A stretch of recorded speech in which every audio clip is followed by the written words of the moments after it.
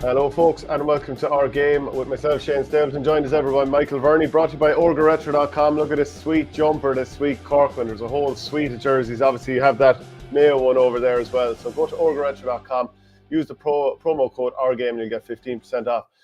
Michael, what a weekend of GA it's been. Not just the stuff that happened on the field, whether you're talking about a Fitzgibbon Cup final, Ryan Cup final, what happened in the league. But my God, the stuff off the field afterwards. There's been some amount of drama. We're going to be talking about Offaly footballer Keane Johnson as well. We'll bringing him on in a minute. But it's just been all drama. Oh, you have yourself muted. I don't think there's ever been a more dramatic weekend of football. And this is like you could chat for an hour before you even get into anything that happened on the pitch. Realistically, it was an explosive weekend, and it was coming in from every direction. Oh, it sure was. And look, I will bring Keane Johnson right in here as well. Keane, how's things?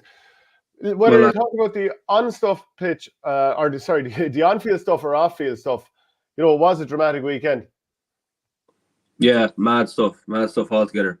I don't know. Do you want to start with the Glenn Ryan interview? Yeah, I think we nearly should. Look, I'll just bring it up on screen here, and myself and Michael might just role play our way through it. And then throw it to you, Keane, as well. If you straighten yourself up a small bit on the screen there, it's just a little high on the head. But anyway, look, Michael, you might tee us up what came just before this. Yeah, I surely will. It was obviously fairly disappointing for Kerry, and it was a bit of a kind of a heated exchange, which we'll get into. But obviously the comments from Kildare chairman Mick Gorman at a recent county board meeting added fairly unnecessary pressure on Glenn Ryan and his team. Gorman was quoted by the Leinster leader to have said, "I spoke to the management for a long time today about the situation and the necessity that performances and results have to greatly improve. We are fully aware that results are not good enough for the county, and the players and the management are fully aware of the situation." Okay, so I'll start reading out what Ryan said then, but they had lost 2-16 to 8 against Armagh. So they were beaten out the gate, and it was on TV. And Ryan said, "I don't think the comments at the meeting had anything to do with anything on the pitch. I don't think they were properly reported either. But look, all these things come to the fore when things aren't going your way. I have a great relationship with Mick Gorman and with the county board, and we'll all keep working to do what we can to get the best out of these lads. Obviously not at the moment, but we'll keep our heads down and keep working at it." So the Leinster leader journalist just asked for clarity on what wasn't properly reported on. Yeah, and Ryan responded saying, "I was only told that. I wouldn't bother reading them, but I was told by people who were at the meeting that the report didn't reflect the nature of the meeting." And the Leinster leader reporter said, "Do you want to listen to the tape?" He said, "I don't want to listen to it." You may put me back on full screen, Shane. I can't read. Read out while I'm not on full screen. I can't see the statement, unfortunately. Okay. So he just said, can you see that again? Yeah, I can't have it here now yet. Leinster leader reporter said, "I was the one who reported it, and if you want to hear the tape, I can send it to you." Yeah, I don't want to listen to it. I'm gone again off the main screen, Shane, so I can't see that. He said then, the Leinster leader reporter said, "You can't say that it wasn't properly reported." Ryan said, "I can give an opinion from what somebody else told me that was at it."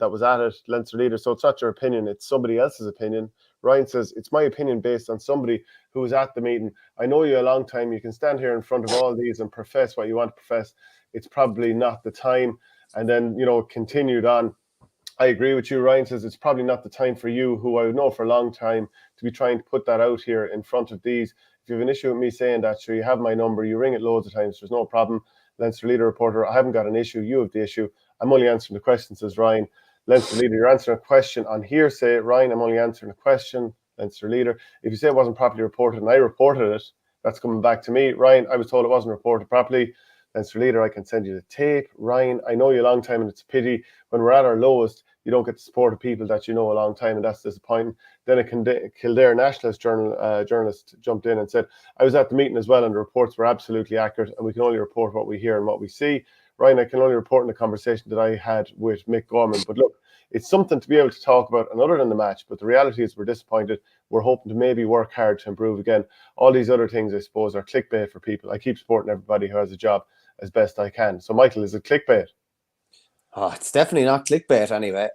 It's a journalist reporting, factual statements that were made. And, to me, the foolish thing was, from the chairman's point of view, was to really say anything at all and put pressure put more pressure on Glenn Ryan and his troops than was needed. It was always going to be asked, and particularly if things didn't go well yesterday, it was always going to be thrown back like, did this actually help? So no, I don't think it was clickbait at all. The initial comments, and for he was the one that kind of brought it up really as well. So you have to ask the question there. And as a journalist, and obviously, like, let's call a spade, the Leinster leader journalist in question is Tommy Callan, who's one of the most respected and most well-liked journalists in the country, I would say. He's a Kildare man. I've always seen him, even through bad times in Kildare, reporting very, very fairly and honestly. And he would love nothing more than to see Kildare doing well. So I think Glenn is barking down the wrong tree if he thinks he's going to come out the right side of a battle there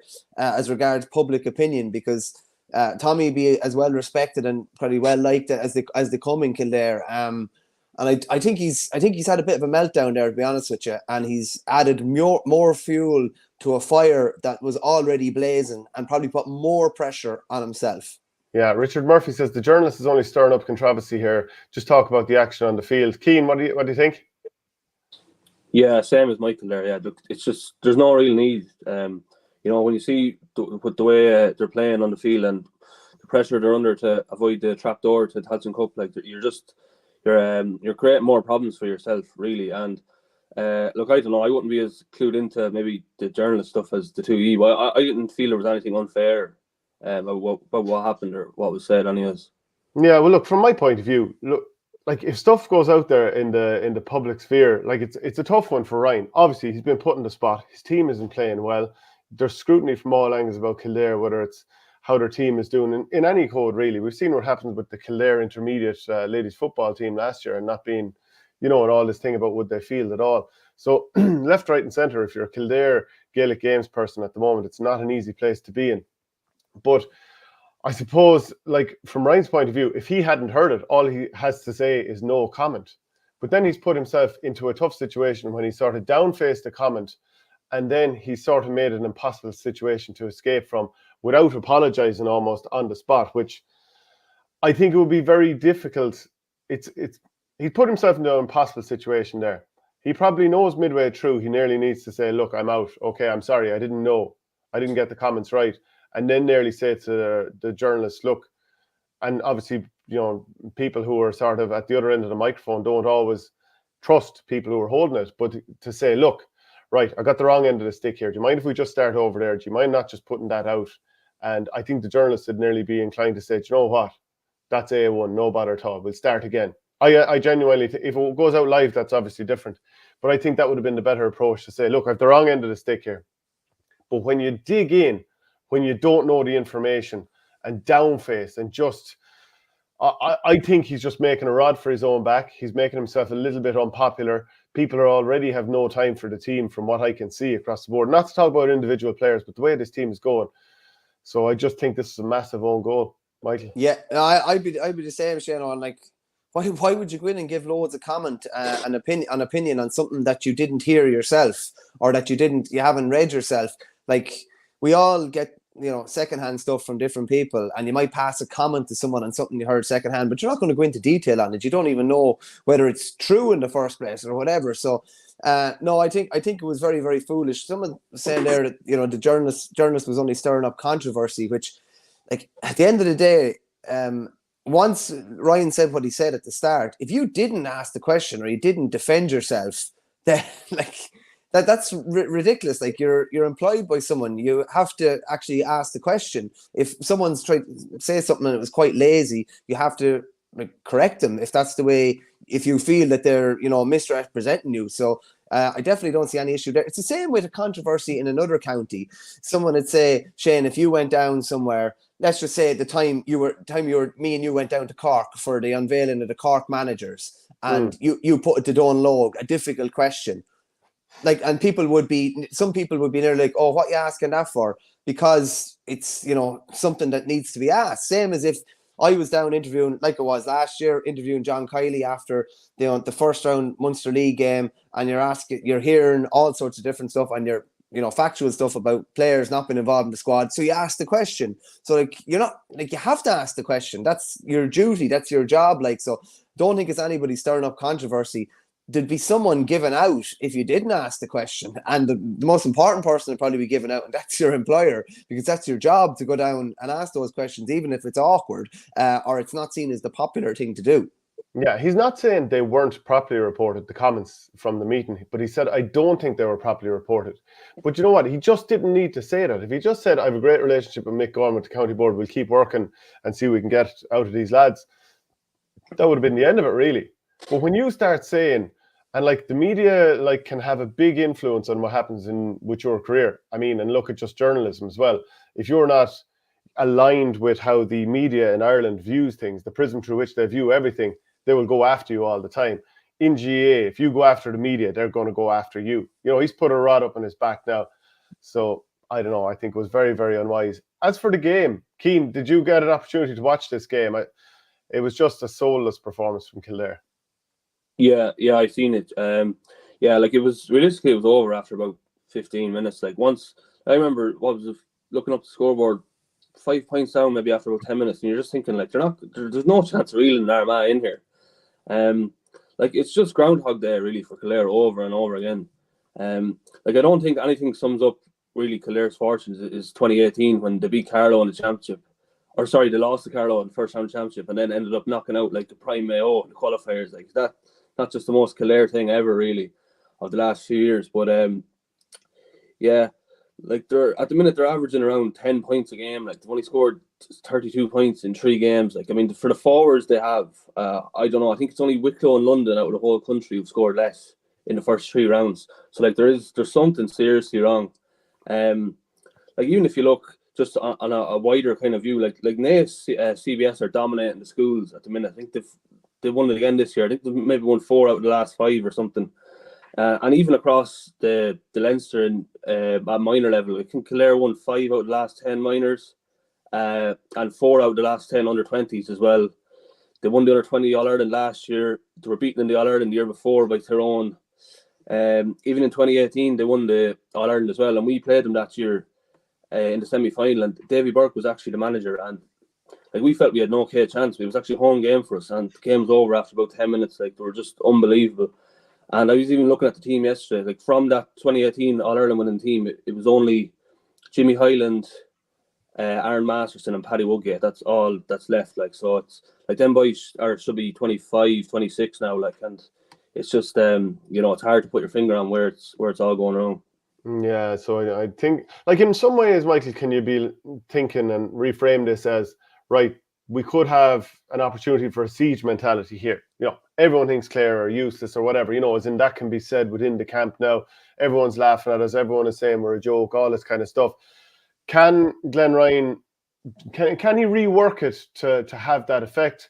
Or will the players be looking at it and saying, well, like this was another massive own goal and, you know, is this only going one direction from here on in?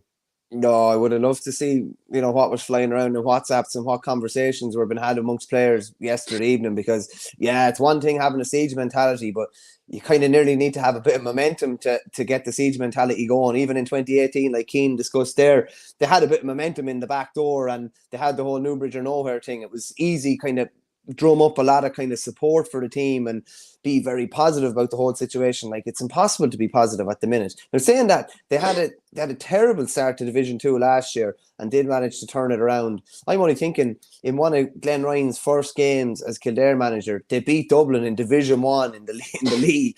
First time they've beaten Dublin in so long. Like they've turned it around on occasions and pushed Dublin close in the Leinster Championship last year, brought them right down the stretch into injury time. And then there's just this at the minute. Now, there are a good few players that have stepped away in the last couple of years, but as Cian mentioned there, it's not as if they're short of players. Like their talent pool coming through from underage over the last 5 or 6 years is probably the envy of the entire country. And they haven't been able to make hay with them. They haven't been able to get some lads to commit. They don't play in a way that enthuses you or energizes you at all. I think they got a score early in the game, maybe their first score after being 5-0 down, and they just conceded a kick out and had nearly everyone behind the ball. And you're just thinking, like you have to play in a way to get people behind you as well at times. And if you're chasing the game, I don't think that's how you set up. And I don't know. Glenn Ryan is under massive pressure, and he's going to have to ride out a fair storm. And probably the best thing he could do, realistically, is come out with some sort of a statement in the next 5 or 6 hours, I would say, and try and nip a lot of this in the bud, park it, and try and get some sort of swell of public momentum behind him or behind the team, because at the minute they're in big trouble.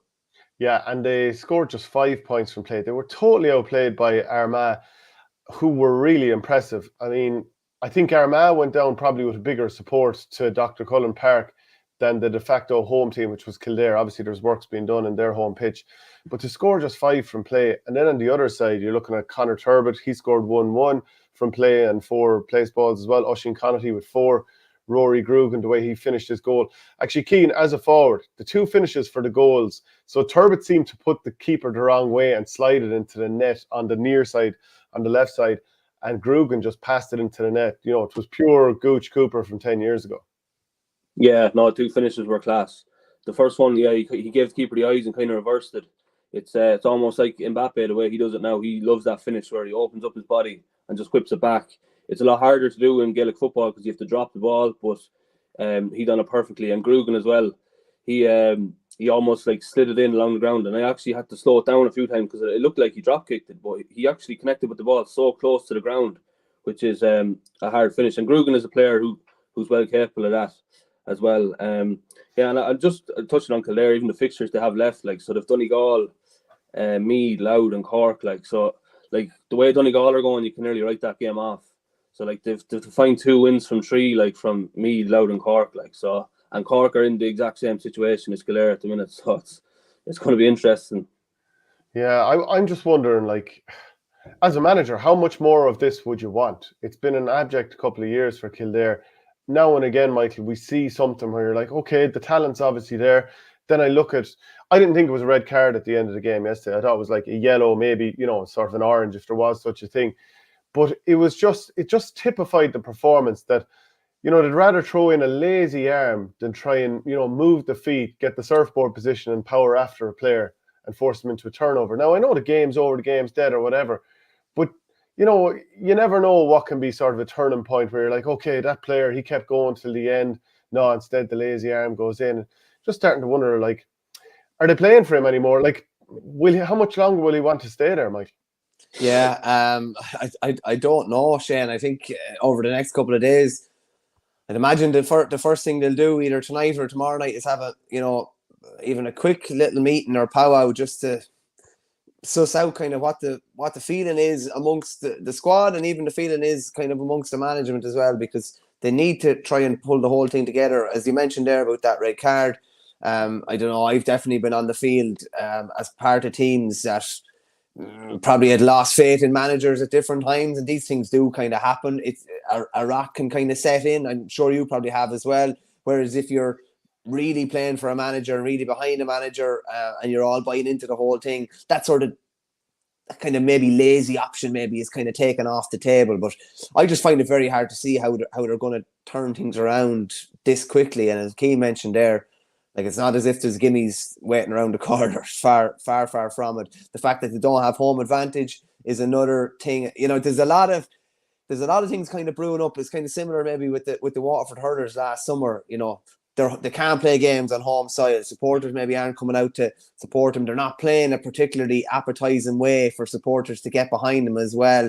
There's just a lot of kind of things happening at once. It's kind of snowballing, and if Glen Ryan and Kildare aren't careful, it'll all be gone out of control completely. Okay, I just want to move on to the Roscommon game. So they lost away to Dublin. It was 119 to 112. We'll come to Davy Burke's comments in a minute, but first off, Keane, what are your thoughts on the game? Yeah, I thought Dublin were decent, to be honest. They pulled away towards the end, and I didn't think Roscommon were as bad as maybe people were saying. Like, I know they lost by 7 points in the end, but they butchered a fair amount of goal chances. And even Derek Craig's one where he hand passed it, like, that got a touch off a Dublin player. Like, so that goal should have.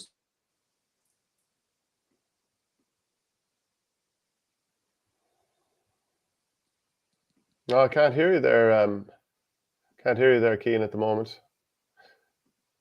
Not sure. No, Keane was just saying about that goal chance before half time, Shane. That is a killer. Like, they should have been going in, should have went in 2 up, I think, went in kind of one down and under pressure, and they were playing against the Dublin side that looked like they really had the bit between their teeth. Obviously, I don't know if we mentioned it on Thursday's show. I don't think we did. But like the passing of Shane O'Hanlon, you know, someone who's been so heavily involved in Jim Gavin's backroom team and obviously in Desi Farrell's backroom team, I'm sure they were really, really intent on delivering a performance to remember him as fondly as possible, and particularly in Croke Park as well. And Con looked like a man possessed at different stages the other night. And I think, you know, I know Joe Brody said recently that they turned their Maradona into James Milner. I think when he has the bit between his teeth, he's nigh on unstoppable. That was like the form that we probably saw maybe 3 or 4 years ago. We saw it at stages last year, but you know, if they can just let him play with the shackles off and cut loose, like that's what he can do on a given day. Yeah. Okay, Cian, I hopefully with the audio back there. Yeah, no, I was just saying about the goal. Can you hear me? Yeah. Yeah. Yeah. So like that got a touch, like, so it should have stood and it would have brought it a lot closer. But I think Dublin are just trying to filter back kind of their main players, because like the first 2 rounds of the league they were very top heavy, like, so. Like, they have basically their first choice forward line out apart from Paul Mannion, and I presume he's carrying a knock or an injury. But on the flip side of that, I think Lee Gannon is the only one out of their back 7 that played the first 2 league games. So, like, you've seen John Small started and Owen Merchant, and I think that could be a view of Kerry coming to next week. Because I remember, like, a couple of Dublin lads that have retired from the Jim Gavin era always used to say that whoever were their main rivals for the All-Ireland, they used to put a circle around that game in the league and really go after it, and it was always Mayo. So I'd say you could nearly see James McCarthy probably from the start next Saturday, and I think you know, it'll be 2 full selections from Kerry and Dublin, because like at the minute I don't think it's a surprise the 3 teams at the top of the league, Kerry, Derry and Mayo, they're basically all fielding their championship team at the minute, and the rest of the teams are all 7-8 players, like, so. Yeah, it's time to start getting, you know, teams' first 15 back out on the field.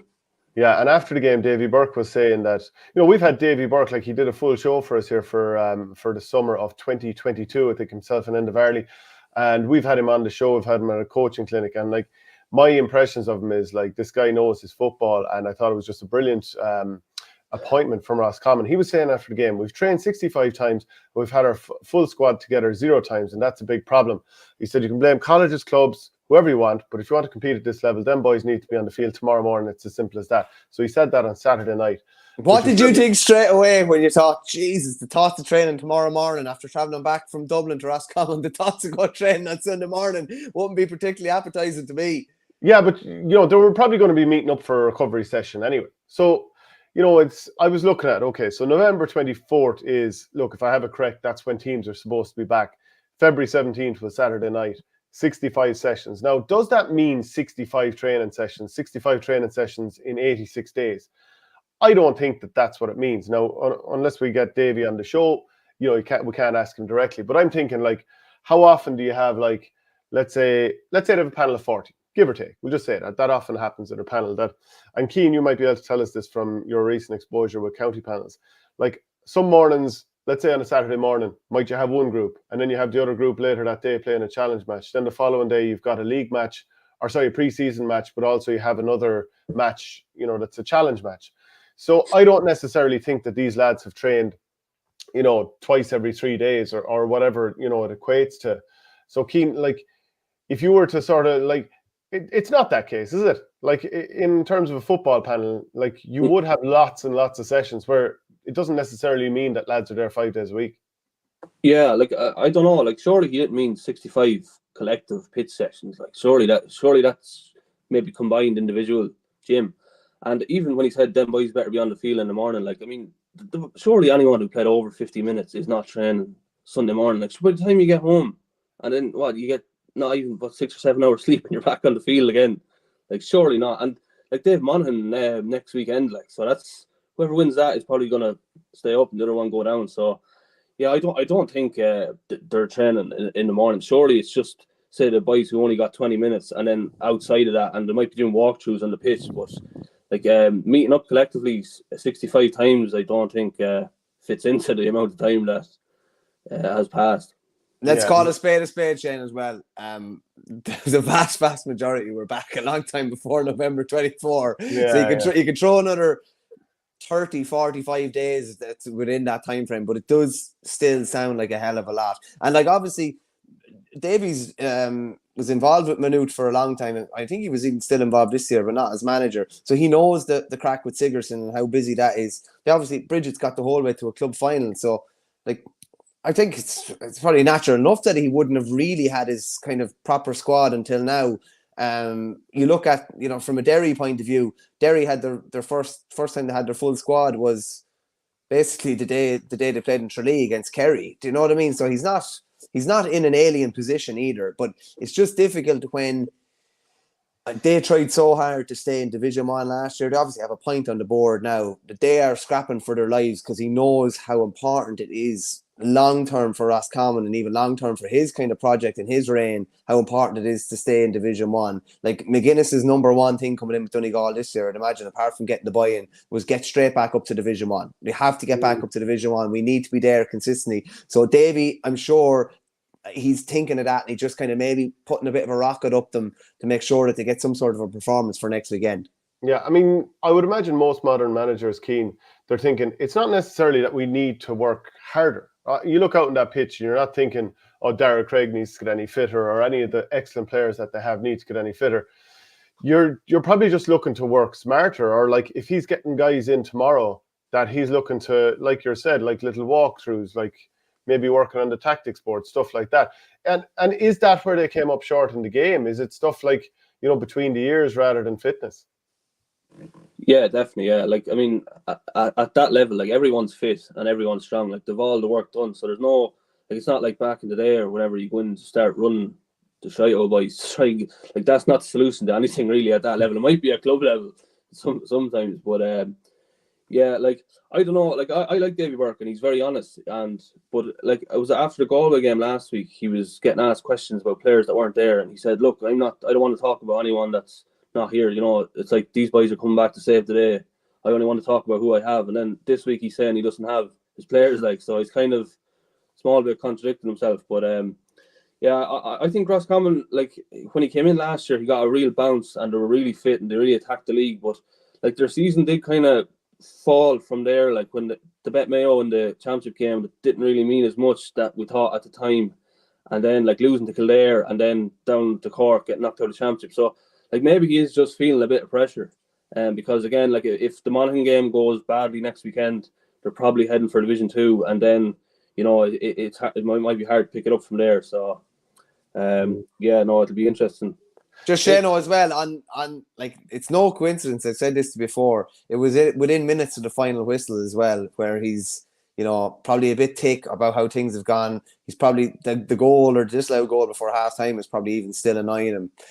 Like, from our point of view, like if you look at it, Glenn Ryan came out with those comments in the 10 or 15 minutes afterwards. Davy Burke came out with that. Like that is really when the goal happens, isn't it? Like that's where you get the really kind of raw. That's where you get. Tell me how you actually feel. Not what I'm supposed to tell you, like how I should feel or whatever. That's real raw kind of honesty. And like I'd say Davy's a very, very good motivator. And even within the interview as well, I'm sure it was a little bit pointed maybe at certain lads or whatever. And I know from last year the buy-in he got was massive, and I'm sure the buy-in is still very big, and I would be expecting, like, they didn't play poorly or anything either. Like it's polar opposites from a Kildare point of view, who are not delivering at all.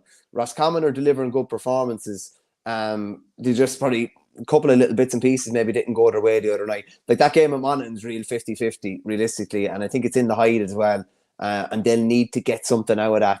If they could get a win and be 3 points and Monaghan on 2 points, it gives them a great chance going into the last 3 games to staying up. Yeah, so Tyrone, they lost to Galway at home, 110 to 12 points. Carl Sweeney got a very good goal. Daniel O'Flaherty was brilliant when he came on. And like both teams are missing loads of players. Galway didn't have Liam Silk, Jack Glynn, Killian McDade, Shane Walsh, Damien Comer. They also lost Matthew Tierney and Paul Conroy with injuries. Tyrone, of course, didn't have Michael O'Neill, Cathal McShane, Matty Donnelly, Conor Myler, Darren McCurry. So both teams were down players. But towards the end of the game, Tyrone had the ball. they never bought a ticket for the raffle, and the referee blew the full-time whistle, Keane. Probably hugely frustrating. Yeah, definitely. Yeah, I think football is very risk adverse now, and lads are afraid to make a mistake. And in fairness, it was, can't remember who it was. It was one of the young lads. I don't even remember. Was it 15 that did turn down the shot? Like maybe if that was a more experienced player, they can shoulder that burden of missing that, because like if you take, I know they ran out of time in the end, but if you take that shot and it goes wide, Tuesday you're sitting in a meeting room with the whole squad, and that's been up on the big screen. Like that's a difficult place to be for a young lad. Would you be singled out like that for taking a shot that's not quite like a 75%er or whatever? It was Kieran Daly, by the way. Sorry, yeah. I would say so, yeah, because it'd be used as an example that this is not to happen again. But like I think like at that stage you have to, everyone's looking for this 7 out of 10 Jim Gavin shot that it has been ingrained into teams since his era. But like at some stage you have to say, like, when is a 60% shot worth it? Like, you might as well at that stage of the game. Like I think Joe McQuillan gave them enough time to get a shot away. I wouldn't have had any complaints about him blowing it up, but yeah, you have to at least just take it on in that situation, I think. Yeah, it was definitely a crazy one. You can't score if you don't take a shot. I don't know, was it Gary Player said that, the famous golfer? Like you have to put the ball in there or take a chance. It won't go over the ball soloing out the pitch. Delighted to be joined as well by Adam Moynihan with the Kerry view on the ground. How many times have you watched the David Clifford point, Adam? Couple of hundred, I'd say, at this stage. Something else. Unbelievable. It was class. Look, I was up in the terrace watching it, and just as soon as he got it, you knew what he was trying to do. But as soon as he kicked it, you knew it was over. It was just one of his classic trademark points. So maybe papered over a few cracks for Kerry maybe on the night, but great to get out with the result. Could you believe he wasn't doubled up on, Adam? Like it's like it was a lot of people were comparing to, would say, Michael Jordan or whatever. With with basketball, there's obviously only 5 on the court on one side, so you go man on man or whatever.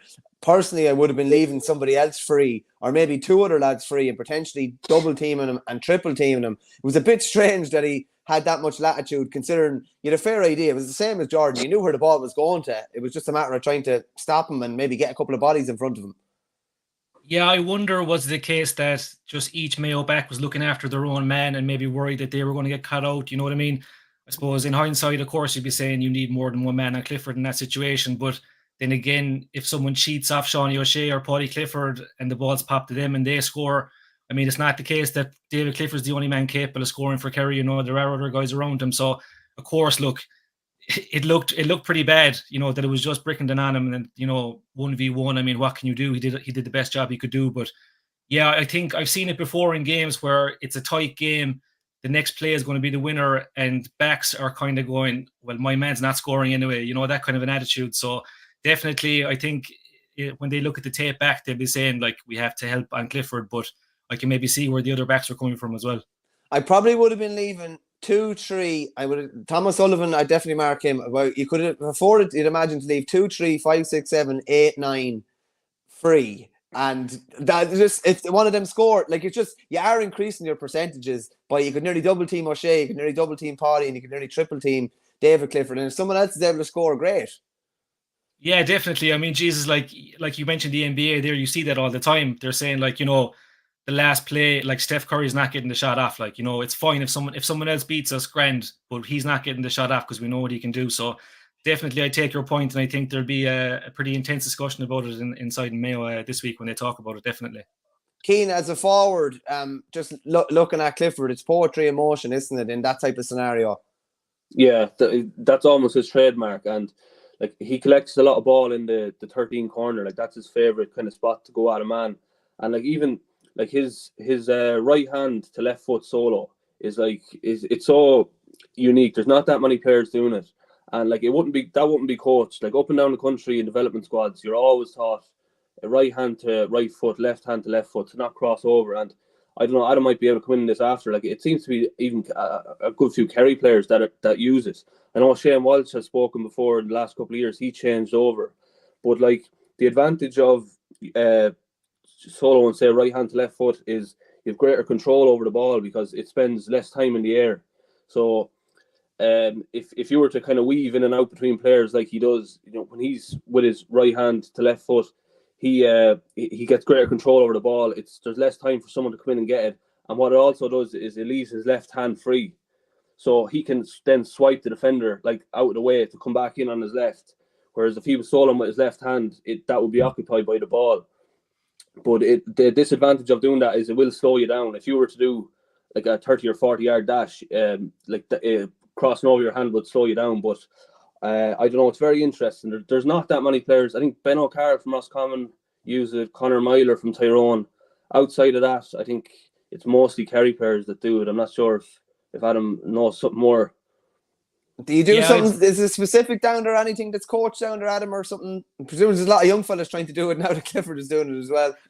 Yeah, I don't know. I think it's just something that comes naturally. Maybe it's the fact that it isn't coached out of them. Maybe they're left at it. Maybe it's coached out of them elsewhere. I remember Tomas O'Shea was a great man for it as well. And as Keane said, it's kind of the mechanics of it do look quicker. It's as you said, less time in the air, so it makes sense. But I think it comes down to what's natural. And I don't know if David starts doing that when he's 6 or 7 years of age and he's stuck at it and there was no need to change it. He was left to it for the rest of his career, I suppose. He got out of there fairly quick after, by all accounts, too. Yeah, I'd say no. His patience. I mean, he's so patient with the kids. Like it's unbelievable how patient he is, and I know he likes that side of it, and all the players will like it, and no player is going to say that we don't want to do it. But I mean, you can't do it after every game. I mean, you can't be there hanging around for 100 kids taking pictures and signing autographs. I think I got in a bit of trouble on Twitter a few weeks ago for saying this, but definitely later in the championship, it needs to be cut out. Like there needs to be something done, because we all love seeing the kids coming on and getting their photos, but like in situations there when it's like after the All-Ireland club semi-final, I seen the Kilmacud boys getting swamped, and it's like it's the biggest game of the year, and you're like they all put on a brave face and they're all like, grand, yeah, look, yeah, and they're all happy out to do it to an extent, but Jesus, I'd be thinking like, I don't want to be I want to get out of here. Like I'm after losing a game, maybe I played badly. I don't want to be hanging around. So it's fine at the start of the year. I don't mind it at all. Like, it's great during the league. It's great to see it, but maybe they could look at it, because you don't get it in any other sport, really. Yeah, knockout games are a tough one. Like if you're after losing, I remember, actually, it's funny you say that. I remember Paul Mannion standing with someone after a semi-final, and he was smiling, and you're just thinking, even Jesus, how even difficult was it for him to put a smile on his face? Like, because it's kind of a tricky one. Also, as well. And they are unreal for doing it, because I know the first thing I'd want to do is get a sweaty, damp jersey off me, dry myself off, and make sure that I don't have something, pick up something, or be carrying something coming into training on the Tuesday night, or your legs cramping up or whatever. Do you know what I mean? So I definitely do take your point. I think for league games, it's grand, and it's a great opportunity for the kids to get out. But I'd love to. Hazard a guess how many signatures Clifford has done, or how many selfies he's taken. Well, like, I don't know. There can't be many kids left in the county who don't have a selfie with David Clifford at this stage, So, no, fair play to them. They put on a brave face, and look, they do enjoy it. Like they realize what their position is. They realize that they're idols to these young kids. So they do it. They do it happily, but maybe not after every game. You mentioned there you thought it was Clifford's point, maybe papering over the cracks. Like what was good, what was bad, what was indifferent the other night? Yeah, I felt Kerry were a little bit flat, to be honest, which I was surprised with, because I suppose, look, they didn't have a great game against Derry in the first home game, and they ended up losing that. So I felt that they'd come out second home game. Obviously, points are very important. Playing against a big rival in Mayo, they'd be a bit more intense. A bit more, I suppose, a bit more appetite there by them. But I felt they were just a little bit. Like I said, I was in the terrace watching it. I wasn't too far from the pitch, and I felt they were a bit quiet. The fellas weren't demanding the ball off each other. Even if it's Morris spoke on commentary, I watched it back after about not having a link between the backs and the full forward line. I felt the players were bunching in the middle of the pitch, and guys weren't really, working really that hard to get on the ball. They weren't demanding it, and it just led to this kind of slow-paced game. And like slow-paced games don't suit Kerry. Kerry need to move the ball fast through the lines. You see it whenever they manage to do that. If you get fast ball into David Clifford and Shawnee O'Shea, like you normally do damage. So I felt that was a little bit lacking, that appetite there the last day. Look, it's February still, it's the league, like there's no one panicking or anything like that, but I was expecting a little bit more intensity from them. Like the positives, I mean, obviously the result, look, to get out of there with 2 points was huge. I think Kerry don't necessarily need to go and win the league this year or get to a final. I know they have a training camp the week of the final as well in Portugal. So whether or not they want to get to the final is another question. But they don't want to get relegated. And Jack O'Connor doesn't want to get relegated. He doesn't want to be that manager with that record of Kerry have a proud record in Division 1 for a long time. So, to get the points on the board was huge. But I think, like, Killian Burke had a good game. Obviously, Cliffy coming back in and getting 5 points. Paddy Clifford getting 4 points. I would say Kerry's full back line was quite good as well. I thought Dylan Casey had a good game. Jason Foley had a good game. So there were some positives, but overall, I thought Kerry were a bit flat and maybe a bit lucky in the end to get out of there with 2 points. Cian, I'll let you go on this one. Have you seen anything different from Kerry so far this year? Killian Burke is definitely one player that I think adds a different kind of dimension to them. But have you seen anything different? They're obviously missing Jack Barry from last year as well, so they need to find something in midfield. Yeah, like Joe O'Connor has done well. He done well last week as well. But we were talking about the first couple of weeks with Sean O'Shea playing inside, and I know Clifford was back on Saturday, but I don't know. We were kind of debating whether Kerry would be afford to leave the two of them inside, maybe when it comes to the crunch in championship time. I don't know, Adam, do you have an opinion on that, just from a Kerry point of view? Because we're kind of a good bit down the country, just kind of throwing out our opinions. But like down in Kerry, like, do you think, like, what is the mood? Like, do you think that Kerry can afford to leave probably the two of the best players in the country in the full forward line if the game isn't going their way? Yeah, I think it's exciting. I think on paper it's exciting to kind of imagine the two boys in there. They made their debut on the same day. They know each other very well. Two very smart players as well, two unselfish players. On paper, it makes a lot of sense. I suppose if just going back to my earlier point about Kerry maybe lacking that link, particularly in the first half, the last day, between defence and attack, Seanie O'Shea is normally that guy who runs the line across the 40 and gets on the ball and then moves it into David Clifford inside. So you're kind of, I suppose, losing that influence further out the pitch when you play Seanie closer into goal. Having said that, Jack O'Connor mentioned after the game that he felt that Seanie was drifting out the pitch a bit too much in the first half, and that when he stayed inside, it gave Kerry more structure and it suited them better that way. So I think time will tell, and you probably won't find out until Kerry are really going, 100% out for a championship match. If they stick with it then, and then we'll see how it works. But at the moment, I think it's maybe too early to gauge exactly the dynamics of it. Time will tell, I think, definitely. It's a tricky one. It's a tricky one for Seanie O'Shea. If you're used to playing out the pitch and used to having that freedom, patience is probably not something that comes into your vocabulary really, because you can go and find space or whatever. But like chatting to anyone inside, I remember we had Aaron Gallan on the show a couple of months ago. Patience is the number one thing inside, and it can be a frustrating thing, and you mightn't see a ball for 10 minutes. So even getting used to that, it's something that'll be kind of tricky for him as well, Adam, because it is. You might only get 3 or 4 balls in 20 or 30 minutes, whereas out the pitch, he's kind of link and play the whole time. How many hand passes is he getting on? How many kind of, attacks is he linking? That's a kind of a tricky one to get your head around. Definitely, yeah. It's a completely different role. And as you said, the touches is a big thing because he's used to being involved in the middle of everything, getting on, I suppose, sometimes handy ball. Now, sometimes he used to work for his ball, but sometimes if you're playing centre forward, you can kind of drift away and get on, like if you've had a quiet 10 minutes, you can drift away and get on the ball and get on a handy hand pass and move on again. If you're inside the full forward line and you're being told to stay in there, you have to fight for every ball really, and you have to wait maybe a long time to get on the ball. So it's something you'll have to adapt to. I have seen him play full forward for Kenmare. I think when he's in there, I think he wants the ball to be sent into him pretty regularly, naturally enough. So as I said, I don't think we'll get a good handle on how it's going to shape up until Kerry start playing serious matches towards the summertime.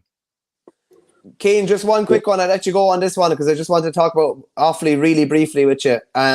Very, very disappointing. No point in saying any different. 1-10-4 up with 50 minutes gone.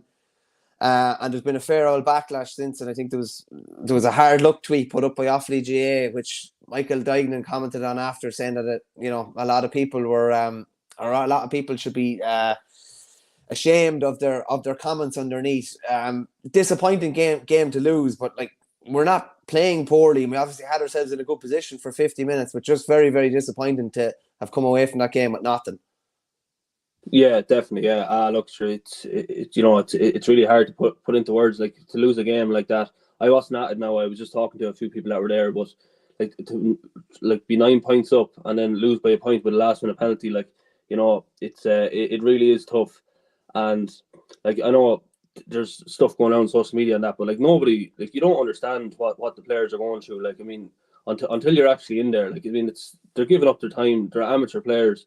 Like, there's no one feeling as bad, you know, as the players themselves. So I think anyone who comes out on social media and just throws out opinions, like, everyone has great ideas who isn't involved in the setup and what should be done and what shouldn't be done. So, like, I mean, they've lost 2 games by a point. Like, so, you know, there's a lot of young players after coming into the team as well. So, look, just a bit of patience, and hopefully, you know, we can pick up a few wins in the next couple of games to stay up. With social media, everybody has the answers. They know exactly what's going on. Well, apparently so. Anyway, Cian, thanks very much for your time. I appreciate it. No worries, boys. See you again. Just a quick one, Adam, on Micheál Byrne stepping out of the Kerry fold. How was that received? He's obviously, like, I think it's rare enough for a guy who's featured in the last 2 All-Ireland finals to step away. He started their first game. Basically, I think Jack O'Connor was saying that Micheál had come to the time where maybe the juice wasn't worth the squeeze for him, that he wasn't getting the reward for his efforts. What was the kind of reaction to that locally?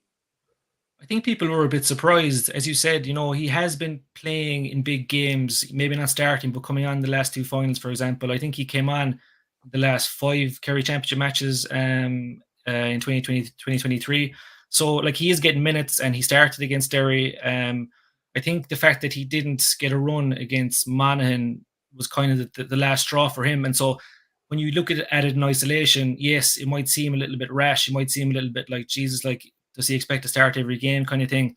But over the course of his career, he's had a couple of rough enough moments. Like, he's been, especially under Peter Keane, there was a Super 8s game up in Meath, and he was taken off just before half time, and it was kind of harsh, and you could tell he was a bit pissed off about it. The following year against Tyrone, remember that semi-final went to extra time, and he was, at one stage, David Clifford went off injured just at the end of normal time. Burns was the last forward left on the bench, and Peter Keane brought Paul Ganey back on, who had been taken off earlier in the game. It's stuff like that. Like, you know, Burns ended up being the 10th substitute that came on for Kerry, like, with about 4 minutes left in extra time. And, like, no matter what way you spin it, that's a slap in the face, you know. So there's lots of moments like that he had to kind of grin and bear it and stick at it. And to be honest, look, I think Micheál could have done more with some of the chances that he did get. I think he'd probably accept that himself as well. But when you're in there and you're giving the same effort as everyone else, and you're kind of, every year there's a little moment where you're like, Jesus, that wasn't fair. Like, and he probably felt that about the Monaghan game the last day, that it wasn't fair that he didn't get a run after starting the game before. So, like, if he's happier out of the squad, then, you know, you have to say good luck to him, and he'll go back and play for Crokes. He's only 27 yet, like, so he's lots of football yet to play. And from Kerry's point of view, look, if there's a guy in there and he is a bit pissed off and maybe he's not happy with the way things are going, then look, maybe you are better off if that fella steps away, and, you know, you don't have that kind of energy around the place. Not saying that Micheál is that type of guy at all, but you know the way it is. If there's someone pissed off, it can just rub off on someone else, and it can be a bit of a distraction. So I think Kerry fans will say good luck to him. Like, he had some very good moments for Kerry. Probably not as many as he would have liked, but you have to respect his decision. Michael, I'm jumping back in here, and we're bouncing around between the games, but, like, Offaly again just being 9 points ahead and losing. Travis Beeler says the last time Offaly lost a close game against Clare like that, they invaded the pitch to protest. Yeah, to be fair, there was an injustice that day. There was no real injustice yesterday. Actually, Peter Cunningham had a penalty at literally the last kick of the game. The game was gone from us, and he got kind of a reprieve, and he kind of blazed it over the bar. But it was a mad 20 minutes. It was just listening back to it on Clare FM this morning there with Sil O'Connor and Derek Lynch. And Adam will say the same, I'm sure. It's gas. The local lads, there's no impartiality whatsoever. Like, every time Clare got a score, you could hear Derek Lynch hitting the table in front of himself. It was gas, but it was an unbelievable comeback from a Clare point of view. Stephen Ryan, the keeper, basically played the last 20 minutes out around the middle of the field. He actually caught a kick out from Adam Duffy, his opposite number. The only time he was, I think one of the only times he was between the post was for the penalty at the very end in the last 20 minutes. He was out, and they needed certain lads to drive it forward, and he was definitely one that did. I know Clare felt they had an injustice when they went to Cusack Park and they were denied that what looked like a legitimate goal for a square ball against Westmeath. But they looked dead and buried yesterday. From an Offaly point of view, had themselves in a really, really good position. Like, this is the thing about people going mad about losing the game. Yeah, it's a bit of a disaster losing the game, but like, it'd be much worse if you're in Kildare's position where you did not perform at all. Offaly got themselves in a position to win the game. They didn't finish it out. A couple of lads going down with cramp at the end. They looked, I'd say, really fit for the first 50, 55 minutes from what I'm hearing. And then they were flagging from there on. Probably didn't get much of a bounce from their bench, whereas Clare got a huge bounce from theirs. And now we're on the back foot. We've 3 games played, no points, albeit beaten by a point in 2 games. But we still have Wicklow and Limerick to come in 2 of the 4 games that we have left. Down on Saturday night in Park Esther. I'd be very surprised if we got anything out of that, but I still think we're good enough to beat Wicklow and Limerick. And if we do, we'll probably stay up. Adam, I want to ask you in a second who you think the other teams are that are right in the mix at the moment, and almost like the running order of the top few teams that you think are challenging for it. But just to run through some of the other results in case people missed them. Now, I had mentioned that Galway beat Tyrone, but it was interesting listening to Pádraig Joyce afterwards. He was saying, he was talking about the changes, and he goes, Kieran Malloy knows, we said at half-time, he has to get more urgency in his game. He didn't do it. We gave him 5 minutes to try and do it. He didn't do it. Danny O'Flaherty did it, in fairness to him. Sometimes young fellas bring that. They play with no fear. He made a couple of incisive runs. He set up the goal, huge impact. So I just wanted to mark that out because I just think it was interesting the way he's trying to inject an urgency into his team. So obviously you've got Tyrone and Galway there. You've got Kerry beating Mayo, which we touched on. Derry pummeled Monaghan 3-17 to 3 points. 3 defenders scored, Conor McCluskey, McGrogan and Conor Doherty. And I just thought it was really striking that it was 3-10 to 6 from open play. Obviously, there's place balls on top of that, but that's fairly striking. And then Dublin beating Roscommon, we talked about, by 7 points earlier. So who's in the mix? And then, even throw in Donegal there, because 2-16 to 8 points. This isn't the Black Death football we were told about, Adam. Yeah, I think Donegal are going to be very interesting. Look, obviously, McGuinness coming back in. It just... I think it worries other counties, to be honest, because he's such a good reputation for whipping teams into shape and coming up with new innovation. So they're definitely one to watch. In terms of Division 1, Derry are obviously going flat out for the league. They have a new manager coming in, maybe a bit like Kerry a couple of years ago when Jack O'Connor came back in. There's guys trying to impress the manager. The manager's trying to, make a mark at the start of the season. So, look, Derry have been thereabouts for the last couple of years. I think they're only going to get stronger again this year. So they're going to be a massive threat. It's difficult when you look beyond Derry because it's hard to know how seriously the Division 1 teams are taking the league and where they want to finish up. Do they want to get to a final, or will they be happy with just staying up? I mean, we've seen Dublin so far. They won the last day, yes, but in the first 2 rounds, against Mayo, it was very hard to figure out where their heads were at and what they were trying to do. They were a bit lethargic, I thought, not something you'd expect from a Dublin team. So, realistically, if Dublin end up barely staying up and winning the All-Ireland, sure, obviously they'll be happy with that. Probably same as Kerry, probably same as most counties. So I think it's probably a bit early to be getting, to be looking too forward to the latter end of the championship and saying, trying to read into form at the moment, because teams are just, I don't think we're seeing the best of a lot of Division 1 teams yet, but Derry are the standout team at the moment, definitely. If you look at it, Adam, you're talking about teams that want to win the league. Derry probably want to win the league, I'd say, don't they? Realistically, I would say definitely, yeah. I would say they're mad out to win the league. I think, like I said, when there's a new manager coming in, they're going all guns blazing. They'll be mad to win the league. Apart from that, I know there are a few Division 1 teams who will be out in the championship the week after the league final. So, is that ideal? From Kerry's point of view, as I said, they have a training camp the week before the league final in Portugal. I don't really know the ins and outs of what will be happening during the camp, but does it suit them to have 4 days of training in a row? I presume it'll be pretty intense stuff, obviously mixed with some tactical stuff as well. But do you want to go from that into a final in Croke Park against Derry or someone? Is that ideal preparation for the championship? I'm not so sure. So we'll have to wait and see. But yeah, I think it's very hard to get a grip on where some of the teams are at the moment. I wouldn't normally think a training camp is ideal coming into a league final, but we actually went to Benamedina, the first and only time Offaly went in a training camp in, what year was it? 09 or 10? We were there for 4 or 5 days and we beat Wexford in the league final on the Sunday. I'm not sure how, to be honest with you. We trained hard, but we definitely enjoyed ourselves as well. Those training camps there. I was going to say, Michael, any hijinks from that training camp? Probably a lot you couldn't mention, to be honest with you. It was good out crack now. We did train hard, but we played hard too. Adam, did you see that penalty call that went against Wexford late on against Leitrim? Ball dropped into an area, a player hit the deck, don't think much was happening, don't even think the player was looking for a penalty, and then all of a sudden, final score is Wexford 2-9, Leitrim 3-7. Wexford are, I'm not saying it was intentional from Mark Dorian, who's from, Donegal. It's his first game at this level. But, that's really unfortunate for him, because I'd say when he watched it back, he's like, oh my God, what did I give that for? Yeah, I did see that actually. Yeah, geez, it was bizarre. But like in that moment of a game like that, you have to be 100% sure. Like, I don't see how you can, like, I don't know what he saw, because there was basically no contact at all and the player went down. So, but like, there's two umpires standing 5 yards away from that. Like, can they not assist them, or would you, if you're not 100% sure, go in and like confer and be like, Jesus, this is a big call. We have to get it right and get as much help as you can. It just seemed like he just gave it, and then confusion reigned around the place. It was a very strange call, but like I said, look, I think he's a new enough ref, so maybe he might learn his lesson from that.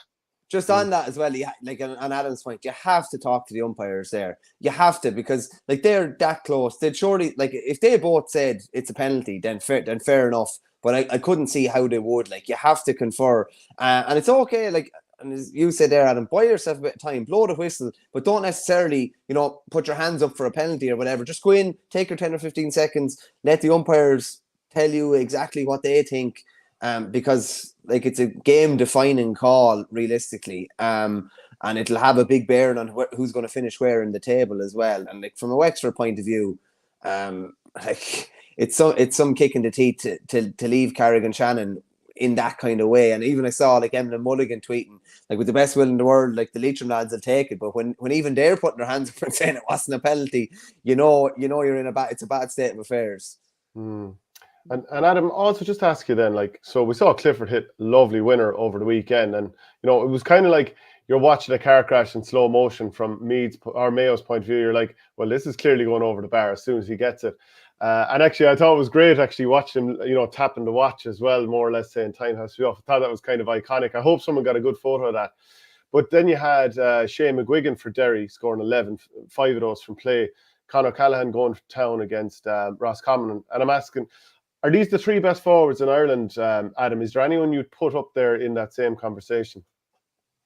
Yeah, I think they probably are. I suppose Khan was playing a different kind of role against Mayo, wasn't he? He was kind of out the field a bit more, but when he's on form, I mean, geez, he's unstoppable. He's just so accurate, and he can win his own ball. He's a brilliant footballer. McGuigan is a player. I think we're all fans of the way he plays. Like, he's just a brilliant shooter as well. So along with Clifford, you'd be saying those top three. I don't think, looking at the other, we'll say All-Ireland contenders, is there any outstanding shooter like that's in the same realm as Clifford and McGuigan and O'Callaghan? I don't think there is. I think I would say Clifford and McGuigan in particular are the standout inside forwards that can score from anywhere. To me, like, Jesus, if you watch McGuigan, sometimes it's a joy to watch, and I put Clifford obviously in the same category. And Con, when he's on his day, like, Jesus, like, I don't know, like, obviously when Kerry beat Dublin 2 years ago, Con was missing, and it was a huge factor. He was back last year, and if he keeps playing the way he played the last day, Dublin are going to be a serious animal and very hard to contend with.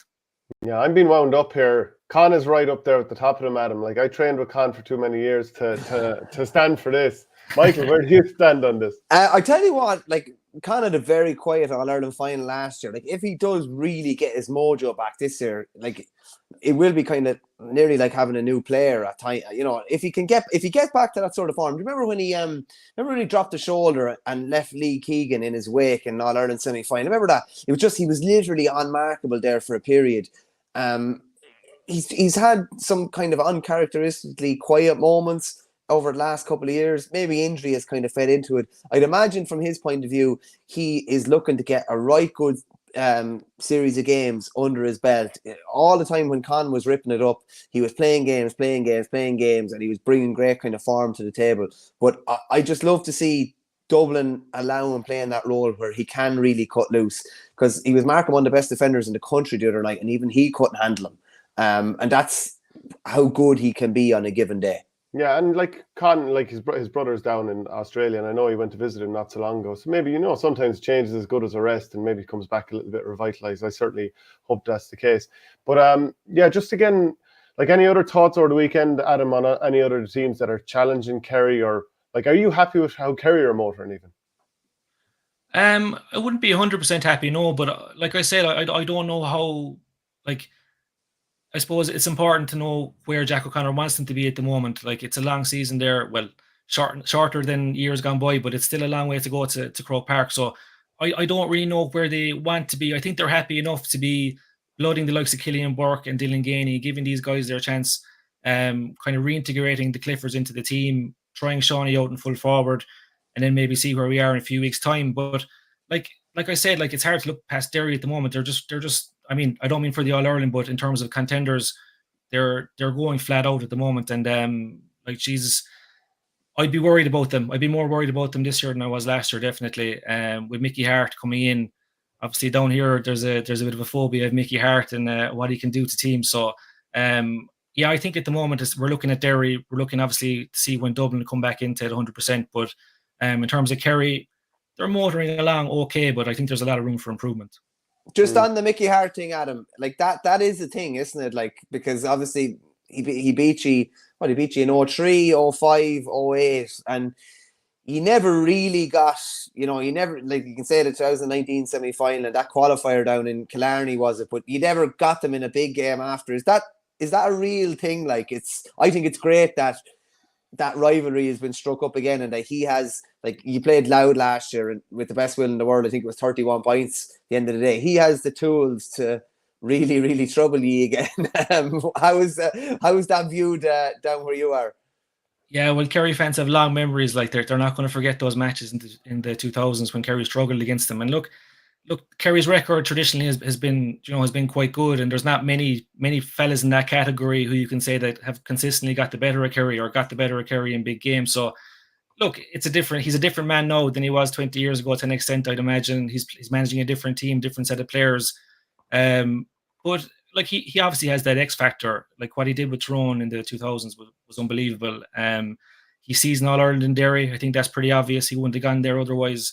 So I wouldn't say, like, at the end of the day, it's the Derry team more so than the Derry manager that Kerry would be worried about. Look, they've got some unbelievable players.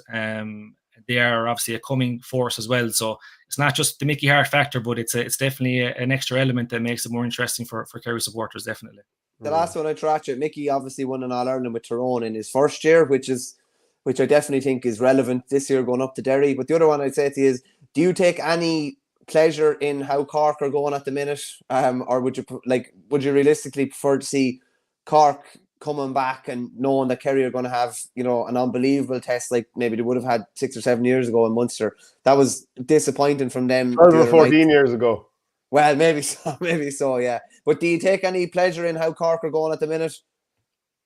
Not really, to be honest. And I suppose, like, if there's any Cork people listening, they might think this is pure Kerry talk, but like, it doesn't do Kerry any favors for Cork not to be a good team. Like, you know what I mean? The way the structure is at the moment, the Munster Championship is still relatively important. Like, and Kerry wants to have a good, like, I think the best Kerry teams traditionally have been forged almost by rivalries with Cork as well. So it's not just a case of like, oh, Cork aren't there, we don't have to worry about them. Look, Kerry are going to fancy their chances to win Munster, even if Cork are going well. But you want that competition there before the championship, before the knockout phase of the championship, before the group stage of the championship. I don't think, look, there might be a bit of banter going back and forth, but I think it's good for Kerry football when Cork football is going well. That's the way I feel about it. So, no, I don't think, look, they're more worried about it in Cork than we are. I can guarantee you that. But at the same time, like, you want a good Cork team there challenging Kerry and I suppose keeping them on their toes. And look, it's kind of sad to see, but I suppose, look, there's still 4 rounds of league football to go. They might be able to turn around a little bit, but yeah, it's not looking too good at the moment. Okay, well, look, thanks very much for joining us, Adam. Really appreciate it, and hopefully we'll do it again soon. Thanks, lads. All the best. Cheers, Adam. Good man. Okay, so Mick likes to stick the boot in on Cork anyway. Obviously, that comment was always going to come quick, seeing as you've got that real distaste for the Rebels. Jack says, Cork need Cork to get their act together. That's their issue. Park Ryan says, would love to see Derry win the All-Ireland, but reckon they'll crack under the pressure and expectation. Will they? I mean, they got close last year against Kerry, and you could argue that maybe they had themselves in a position and they should have seen that game out. But would they crack under the pressure? I don't think so. Like, they've been in big games with penalty shootouts, and they've held their nerve. Yeah, no, I wouldn't be worrying about them cracking under the pressure or expectation. I think the fact that they were so close last year that they contested and they didn't do a hell of a lot wrong. Like, it's not as if they capitulated in the closing stages or anything like that. And I don't think that will do them a bit of harm in the short term over the next couple of years when they get into a similar situation again and they need to eke something out. But I wouldn't see Conor Glass, Shane McGuigan, Brendan Rodgers, etc. cracking under the pressure or expectation, far from it. Did you notice there was a lot of brilliant goals over the weekend? The Cathal Sweeney goal was brilliant. Matthew Costello. I was going to say both goals in the Meath Louth game were excellent. The second one, the Louth goal, was a cracking finish. It just didn't have the build-up to it, but it was an absolute cracker of a finish. Yeah, and like the Rory Grugan finish that we already mentioned, the Conor Turbot one. But just back again to the Louth goal, the Costello goal, and also there was one other goal that was kind of lashed in from what I felt was the edge of the area. Like, players were, they were buying a ticket for the raffle, totally the opposite of Tyrone refusing to shoot towards the end. Those lads taking on shots from 20 yards and burying them, and you're like, that's what we want to see. Ah, yeah, exactly. And even like the Leitrim, it wasn't a penalty against Wexford, but they put the ball into the area where you can win a penalty, because you're not going to win anything out in 45 in the sideline. You know what I mean? Like, Tyrone got an unbelievable boot up the you-know-what, like, by just delaying and didn't seem to take into account the time that was on the clock at all. Like, I used to love, a few years ago, Dublin would take possession of the ball, say it was 3 minutes of injury time to play, they'd take possession in the 37th minute and they'd hold the ball until about 37:50 and then inject the pace, and they'd, get a shot off. So they mightn't score, but they're being clever with the time and they're making sure there's not going to be a turnover, there's not going to be anything at the far end. I thought that was really smart from a Tyrone point of view. Just very, very ponderous. Did that happen a few years ago with Roscommon and Galway in a Connacht Championship game? I think it did. I think it was Galway, maybe. Now, they were playing into a gale, to be fair, the same day, but you have to get the ball into the area, or you have to take a shot. You have to give yourself a chance. You say you have to buy a ticket for the raffle. You want, like, anyway, I always say that to, when they're trying to pawn off some Burgie things on different people, you're not going to win unless you're in. So, unfortunately, Tyrone didn't buy a ticket for that raffle. You can imagine how frustrating that was for the supporters that are there. And like, it must be a case that the team is being coached, and Kieran Daly is there thinking, I better not shoot, because the plan is to get it within the scoring zone, a player kind of running towards the post before they shoot or whatever. And you're just thinking, John, a lot of opposition supporters are out there laughing at them. They're like, the Egypts, they didn't even take a shot type thing. And you'd hate to think that your team would ever play with that fear that they've got a bit of a look. They had a look at the post at the end and they didn't even go for it. Yeah, you'd prefer for just someone to step up, even if it's a lower percentage shot, it's still a shot. You still have a chance. And it could go anywhere. Someone might pick up a break off it or something like that, but they didn't give themselves a chance, unfortunately. And that's very disappointing from their point of view. Just something that's probably lost in the whole Cork talk as well. Like, Raymond Gallagher's done a great job since coming in with Cavan. You'd have to say, as a rookie manager, he's got 4 points on the board. But I think his only loss was against Donegal. That was very, very tight. As a rookie manager coming in, I'd say he'd be fairly happy with where he is at the minute, and they've been very, very competitive in Division 2 so far, which is very, very encouraging for them. Even especially without Gerard McKiernan, he's out. He's gone. He's not involved this year, and he's has been one of their main men for over the last decade. Yeah, okay, so look, we're going to talk about a hurling now, and a brilliant win for Mary I the other night, beating UL in the final. So it finished up 2-14 to 115, narrow enough win. Points from Devin Ryan and captain Colin O'Brien helped Mary I over the line. You'll love this though, Verney. You'll absolutely love this. So I was on a stag the other night, and one of the players on the Mary I team, he wasn't there.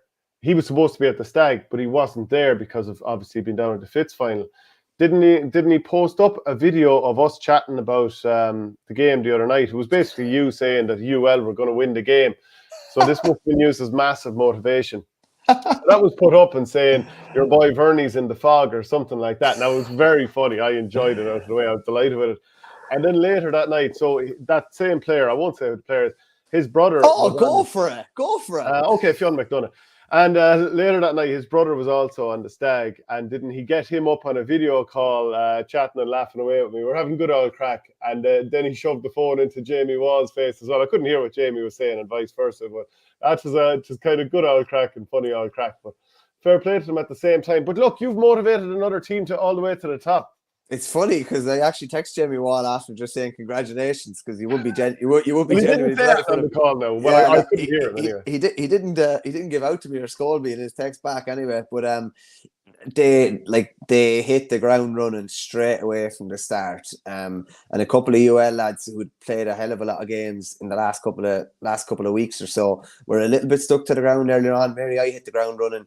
Jason Gillan had 2 or 3 long-range frees, one from nearly his own 21 that went over the bar. They made hay at the start. Were they 5-0 up, I think? And Gillan obviously had that free that went all the way to the net. That was defendable from a UL point of view. Obviously, Mark Fitzgerald would be disappointed. TJ Brennan would be disappointed with the first goal because he was in control of the ball and just picked it in front of someone and it was whipped to the net then. But from a Mary I point of view, like UL had themselves back in a position to win the game, but you would say more Mary I players played better throughout the whole hour and they played better as a team, I'd say, throughout the hour. And you'd have to question the UL tactics a small bit. They got themselves a point or two up and then looked like they were withdrawing a lot of players, playing a bit defensively, trying to shut up shop and kind of hold out, I suppose. Whereas Mary I were just going and going and going and going. And they were deserved winners. And that's only the third in their history. Hadn't won one before 2016 when Jamie was coach under Eamon Cregan. And then obviously he was manager in 17. He was Aaron Gillan and Keane Lynch and Dara Donovan, Richie English and Ronan Maher and a few more on that team. And there's a fair few boys, even relative unknowns, after staking a bit of a claim. Like Colin O'Brien is kind of someone you'd be wondering, how come we haven't seen him maybe in a Cork shirt at times? And there's a few other guys as well. Joe Caesar thought was brilliant. Very, very good. Holy Cross man. PJ Fanning, who we've seen a good bit with Waterford recently, was probably underrated the other day. I thought he had a super game. And Adam Hogan never gave Mark Rogers a sniff at it. He just never gave him a sniff at it. It's obviously marked him in training a hell of a lot, but he just kept so tight on him. Then at the other end of the field, Shane O'Brien was getting on lots of ball, but a couple of his shots maybe were a bit askew. He came out the pitch and he was superb. He was just on ball the whole time. It seemed to open up a bit more space for me and inside as well. But no, Mary I were brilliant. Top marks to them, I have to say. Yeah, and just some of the comments here. Richard Hogan says, UL red on the legs, got unlucky with Mark Fitz falling into his own goal, thought they rud their luck versus UCC in the quarterfinal in particular. Surely Jason Gillan must be 16 for Limerick, but appreciate he may not want to go in as a backup. Just on that, my understanding of it was, he's obviously played a lot in goals, but my understanding of it is that John Kiley had kind of said that you'd have to play in goals for Patrick's Well in order for you to be, because he was in with Limerick as a sub-goalie or maybe third keeper, but he was a forward for Patrick's Well. So I'd imagine this is a long-term project. Then you look at Conor Handy-Clark in goals for UL. I was only thinking the other day, Jason Gillan, Conor Handy-Clark, Shane Dowling and Barry Hennessy. There's 4 fair good keepers not to have in on your county squad by all accounts. And obviously David McCarthy is understudy for Quaid, but there's plenty of strength and depth there. Gillan's only early 20s, Conor Handy-Clark's only early 20s as well. So wouldn't be a bit surprised to see either or both in there in time. Yeah, Richard Hogan also asked, any sign of Ian Byrne getting any game time? He came on at half time. It was dangerous, and it was dangerous when he came in. Mary I were really tenacious, says Joe Butler, hard working with a real desire to win in the last 15 minutes. It looked like UL felt like they were going to win. PJ Fanning following in Aussie's Mount Sion footsteps. I was pleased to see 6 Tipperary starters actually for Mary I and 1 also on the UL team, but just 3 for Limerick as well on that Mary I team. So, I mean, what in terms of like the spread and the players that really impressed, what sort of counties were you leaning towards in this final? Yeah, it would have been Tip would have had a good spread. Limerick would have had a good spread. Clare would have had a right spread too. Like three of the better Mary I players were Dermot Ryan, Adam Hogan, and Shane Meehan, and obviously you had Mark Rogers and Dara Lone on the other side. A couple from Waterford as well. PJ Fannin was brilliant for Mary I. Mark Fitzgerald was brilliant for UL. I think he has the potential to be one of those machines that we spoke about a few weeks ago. He's serious pace, brilliant on the ball, real powerful. I don't know if he grew up on a farm or what, but he looks to have that real kind of natural kind of agricultural strength almost. Like yourself. I wish. He was very good as well. He was very unlucky with that goal. But on the balance of play, I'd say Mary I got a lot more right than UL did. UL were probably relying on bits of brilliance here and there. And just we mentioned Jamie Wall earlier. Like as I said, he hadn't been Mary I hadn't won a Fitzgibbon until he got involved. Now he's been involved in 2 as manager, 1 as coach. They got to a final 1 year, beaten by UCC, but would have had a much weaker team. We were beaten in a semi-final a couple of years ago up in DCU as well. You'd imagine with his age profile as well, surely it's only a matter of time before he's in around Cork development squads, Cork minor squads, Cork under 20 squads, and potentially Cork senior squads as well. Mad story as well to see Podge Collins on the line. He's cousins with Jamie, obviously. And he was coaching Mary I against his old alma mater, UL. So I'm sure he took plenty of happiness out of it, and he did, but might have been a small little bit of regret that he was beating his own, shall we say. Go ahead, there's no room for that. There would be a small, but I saw him going over to a good few UL lads after, but there was a great embrace with him and Jamie on the sideline after, and it's funny. I just kind of remarked on X there the other day. There's nothing like the noise of and the noise and excitement of a Fitzgibbon game when a free is won. You wouldn't hear the same noise in a county game. It's just a load of young lads, that big noise. And when there's a wide, that same kind of noise. There's not that many people there, but they're all full bore forward, and it's very. I think it's a great education for lads. It's real in your face hurling. I'd say there'd be a lot of kind of smack talk in a good type of way, I'd say too, to a fair extent, and it's very, very intense. I told you about that time we played LIT over in LIT in a knockout game during Rag Week, and it was just like, I remember hitting the sideline, and it was like there was a little bit of rope cordoning off lads, and you're just wondering, like, this lads baying for blood, like you're wondering, like, is somebody nearly going to come in over the rope at you here? It didn't put me off now, and I still, the easiest thing to do would have been to duff or shank the line ball, but I actually got underneath it. But it's a great breeding ground for future stars, and it's a great education for lads as well, and you kind of see how much it means to them. It might not be treated with respect nationally, but you can see how much it means to those that are involved. They know the merit of it and the value of it. Did you see that thing not so long ago? I think it might have only been 2 weeks ago. You're talking about, being at the sideline and people just right behind you. This player for Sevilla, Lucas Ocampos, he was sort of backing up to take a throw-in, and Rayo Vallecano supporter shoved the finger up his Swiss as he was. Oh my God! Honest to God, just like having the bit of crack or whatever. But like, geez, that is going way above. God, how would you react to that as a player? Like, you'd have to leave and get a shower anyway. Number one. Yeah. Do you know what? I want to go on to the Ryan Cup final, but just while I think of it as well, we should mention that Nina CBS, they beat Kilkenny CBS over the weekend. They're through to the All-Ireland Schools semi-finals. And Ardscoil Reach, they beat Tulla as well, 114-19. So we had it was Pres Athenry, I think, was it they beat, I think. Sure was it? Sorry, it was in Tulla. I don't know if you saw right. Mark O'Brien's goal. It was sent on to me last night. It's it's 1 hour, 16 minutes, 25 seconds on the TG Carter YouTube link. But it's worth the wait. Brilliant goal. Such a powerful player. He racked up a massive score for them. I think he's still minor this year as well. Very, very exciting talent by all accounts. And there's a heap of, there's very like, I know, like, it was only a couple of years ago that Clare were beating 40 points at minor by Cork.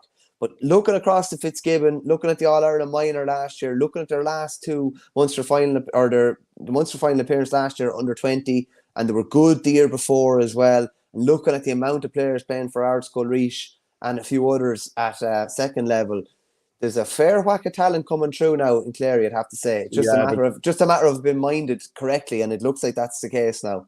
Yeah, they're going absolutely nowhere. I was watching back the Ryan Cup final. Huh? Obviously not. You know what, actually? Comment in here. Oh, I thought you said they were going nowhere, as in like they're going, like you meant it as a compliment, but it sounded like a negative. Yeah, no, sorry. I'd like to say that Clare are going nowhere, but their quality is going nowhere. They're going to stay as a big power. River Power says if it was a dry day, Kilkenny CBS would have been in big trouble. Joe Butler says Ardskull Reach were very impressive against Athenry.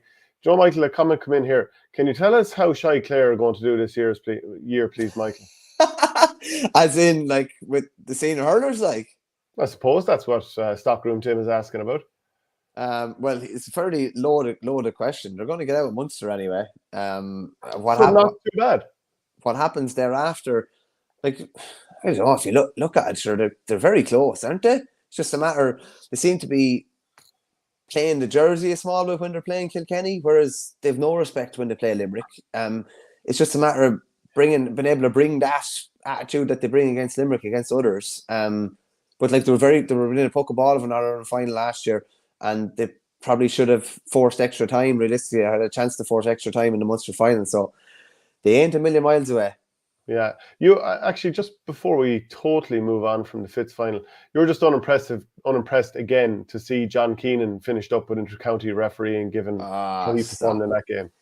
Yeah, like Colin O'Brien actually said after, he said, thanks to John and his officials, we knew with John refereeing he was going to let it flow and it was kind of going to be, a fair game or something like that. He said, like, when an official has that much respect from the lads taken to the pitch and the lads in the sideline, like, and we're in the middle of a referee's crisis and we're pushing, to me, what is the best hurling referee in the country out the door. Like, it just doesn't make sense. And boys will say, oh, that's the rule or whatever. Like, that is the most nonsensical rule of all time. You have lads, John Keenan would waltz through that fitness test probably for the next couple of years.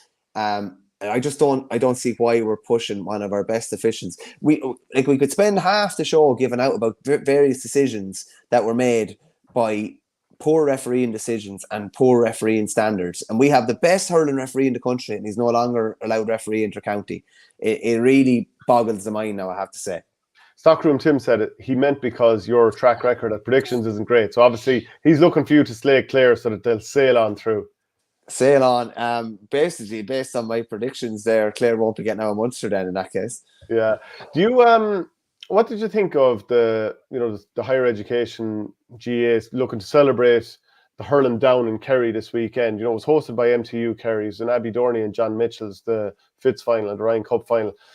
I mean, I think it's brilliant to bring it to places like Abby Dorney is a hurling hotbed within Kerry. I was chatting to Dara O'Connell, who's from there, about that over the weekend. But just, I don't know, the weather at this time of year at that side of the country, and the pitches are going to be, taking serious weather over the last few months. I was looking at the two pitches and I was thinking, that's really difficult conditions to hurl. And I'm not blaming anyone from the area. It's just at this time of the year, the ball is getting stuck. It feels like it's a bit boggy from watching it. And I just don't know, in some ways, did they get out of it what they'd hoped by hosting it there? Yeah, I thought the Fitz final, I thought conditions were pretty good now, I have to say. I watched a game the other night, the semi-final, UL and who did UL play? Galway in the semi-final, and conditions were really bad. Like when the ball hit the sod inside the 245s, it was stopping. Like there was nothing like that the other day. I actually thought it held up quite well. And back in the day, it would have always been that was a Fitz weekend somewhere, and games were played. The Friday and the Saturday semi-final and finals were played in the same venue. Probably wasn't the same scenario with the Fitz because it was played Wednesday and Saturday. But no, I thought it was a good idea. Is it a good idea? Probably to be bringing Ulster University down to Kerry. Maybe not. Maybe if they're trying to do something like this, it maybe needs to be more kind of Midlands based and not so geographically into the southwest. But definitely, I would have said they got what they wanted out of it. To be honest with you. Yeah, I watched Garda College against TUD in the Ryan Cup final, and partly down to conditions, it wasn't a great game. But, I mean, what year is it? We had those two teams playing both on Friday and on Saturday, in the semi-finals and the finals. And I'm like, well, what chance are you giving players to give the best of themselves? You pick up a minor little, even if you're just like jaded from the game the day before on a really heavy surface, can you really give the best to yourself? Also, like Garda College, played well, managed the game, even though they went down to 14 men when Brandon Phelan was sent off. Keane Derwin ended up going off also for TUD. So it was 14 aside for the last 15 minutes or whatever it might have been. But like, should Garda College be in this competition? They hadn't been in it since 2020 when, the last one, Ronan Maher was captain back then. And now you're looking at, it's basically like full-time professionals who are full-grown men in their 20s and 30s against, students who are there being supported by their mammies and daddies versus, there with their adult families. And I just wonder, like, Jake Dillon, he gave the speech afterwards, and he says, I'd like to say we trained very hard for this, but we didn't. I'm just wondering, the whole thing is, is that what it should be about? Yeah, the guards were always Fitz and Sigerson regulars back in the day, and they were very competitive at that level. Definitely won. I think they might have won a Fitz. I think they might have won a Sigerson, but like, they're better than second tier. I'll put it to you that way. And as you say there, when you're throwing in the likes of Dottie Burke and Jake Dillon, these boys who are seasoned, like, Jake would have been an inter-county player for a long time as well, and their age demographic is a hell of a lot higher than your normal student as well. It's a funny kind of a one. It's not, with due respect, it's not a kind of a college in the sense where you're going for 3 or 4 years or anything either. Do you know what I mean? It's they come out of Garda College very, very quickly by all accounts, don't they? Probably too quickly, but they're probably getting them out as quick as possible now because they need more people on the streets. But no, I totally take your point. And realistically, I would probably say that they probably have to be competing at Fitzgibbon level and Sigerson level. Yeah, and like the other thing, just to come back to 2 players playing 2 games in the space of not much more than 24 hours. You're looking at Dahi Burke on one side for, Henry Shefflin must be thinking, this competition, which is second tier, should Garda College even be in it? You're looking at the other side, Micheál Donoghue, looking at Brian Hayes, one of his important players for Dublin at the moment, 2 games in 2 days. You're like, is this right at all? I mean, that all the talk about burnout and all that kind of stuff, and you have a higher education competition being played 2 days in a row on really heavy pitches, the other side of the country. I don't know. I'd have big question marks over all of that. I'd say something could be partly to do with the fact that it could be difficult for the guards potentially to play during the week, maybe, or something like that. I don't know, but yeah, like the last time it was played as a Fitz weekend was like, I think it might have been 17, maybe. They changed it, 17, 18. They changed it then, and it was a lot to do with probably player welfare as well. But as well as you're talking about minutes in the legs, like I think Gerard O'Connor finished up with something like 370 minutes played in 14 days. That man needs to go to Benedina now for a couple of days and get a bit of sun on his back and recuperate and come back refreshed. I know he had the week off tip training last week, but geez, I'd be doing the bare minimum with him this week, and I definitely wouldn't be talking him against Westmeath at the weekend. Yeah, Owen Hurley, he's talking about Cork here, who we'd mentioned earlier. Can excuse lads picking the pro sports, but there's 2 or 3 lads toasting their hole on the hurlers bench that could be starters for the footballers. 3 to 4 more lads on the starting 15. So Cork really are coming in for it, no matter which direction you turn, both of their teams. Isn't it so strange that like there's no county that has more adult players than Cork? I mean, I remember doing this in the past and looking at GA reports. The amount of clubs they have operating at adult level, and therefore, and subsequently, the amount of players, for them to not be challenging for All Irelands or very close to All Ireland quarterfinals and semis every year it's not far off a joke, a disgrace. Like, they really should be pushing every year. Well, it's traditionally, like, if you're thinking who can actually, at the start of the year and you're in kind of the dream scenario, who can actually do the duel, like you're looking at Cork and Galway, and it's a million miles away from happening in Cork at the minute. The hurlers obviously aren't far away and will be very, very close in Munster, but the footballers are, a fair distance away. Now, I still think they'll probably pull things together enough to maybe save their bacon in Division 2, but they have to, because if they're relegated, like realistically, Kerry are beating them in a Munster semi-final and Cork are playing Tailteann Cup. which will be another disaster. I do think they'll put it together. And there were bits and pieces that happened, I think, at the end of the game the other night that can kind of conspired against them. They were only beating a point as well. I think what is getting lost in all this a bit is just how bad Kildare are playing at the minute, and just how bad their results are. At least Cork are, been very competitive, and I know there's negative commentary around the Offaly footballers, but at least they had themselves in a position to win the game. Kildare haven't had themselves in a position to win anything so far this year. Yeah, and look again, if you do like your Cork, look at this thing from OurGame, this lovely jumper. There's a huge range of different jumpers. So go to OurGame, use the promo code OurGame. Brian Lohan made the point last week that he has no problem with this because it's only 2 weeks in the year. It was Cahill's call to use O'Connor. But again, I would have said, right, fair enough. You could look at one or two players and say they were a bit jaded looking in the Fitz final and the whole lot. Yes, it's somewhat down to the county managers, of course. Like, could you have taken off Gerard O'Connor, for example, after 45 minutes against Dublin when the game was in the books? Could you have taken him off against TUS Midwest at half time when the game was in the books? So it's a lot of these things. But I don't know, is it just the 35 minutes? Is it also the trek up? Is it doing the warm-up? Is it having to be engaged all the time, between the years? It's as much mental as physical, realistically. You're mentally fatigued, and it kind of leads to physical fatigue as well. But I know Cahill wanted to win the game against Galway badly, and they wanted to get one over on them after the All-Ireland quarter-final last year. But I couldn't believe he played every minute in that game. I couldn't believe it. Yeah. Okay. I think we more or less have everything covered for the week that's in it, except the go to the week, which of course we never pre-plan, and we're never going to be on top of this thing. Go ahead. Just from what I saw from him the other night, he looked back to his best, and maybe the bit of negative commentary from Joe Brawley and others really hit home with him. But Conor O'Callaghan was like a man possessed the other night. Finished with 7 points. And if he's able to bring that sort of irresistible form to the summertime, Dublin will be very, very hard stopped again. So it's con for me on the football front. Yeah, I give it to Daniel O'Flaherty just for his performance coming on from Galway and making such an impact. So I give it to him. Then on the hurling side of things, who do you reckon did the most? O'Brien getting the winner, I suppose, later on for Mary. I'd have him right up there because he's on hurling. He's a classic Fitz example, and maybe he'll get a show now with Cork. Maybe it won't be this year, but maybe he'll get a show in time as a result. Jason Gillan would be close by. Should have said Gillan pulled off a save that was so crucial. UL were 1 up at the time. Can't remember who it was from, but he pulled off a brilliant save, and it was kind of there was a foul before the save, so UL tapped over the free and went 2 up. But had that hit the back of the net, it was game over. And like for a keeper to finish, I think he finished with 1-3 in a Fitzgibbon final. That's pretty much unheard of as well. So I got to get Jason Gillan / Colin O'Brien.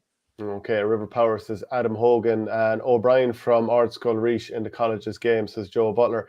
Right, that's it from the show this week. I don't think there's anything else left to cover, but please keep getting your comments in. By the way, if you want the audio podcast, go to patreon.com/OurGame. And as we said, we're brought to you by OurGame.com. Use the promo code OurGame to get 15% off. Right, we'll chat to you later in the week. Sounds, Shano.